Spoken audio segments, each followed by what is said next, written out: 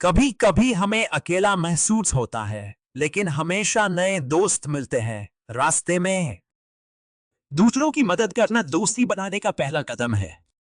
एक छोटी सी मदद बड़ा फर्क डाल सकती है। जब हम एक साथ काम करते हैं तो हम असंभव को भी संभव बना सकते हैं। टीम वर्क से हम अपने लक्ष्य तक पहुंच सकते हैं। जब हमें चुनौतियां आती हैं तो दोस्त मदद कर सकते हैं। सहयोग से कठिन कार्य भी सरल हो जाते हैं।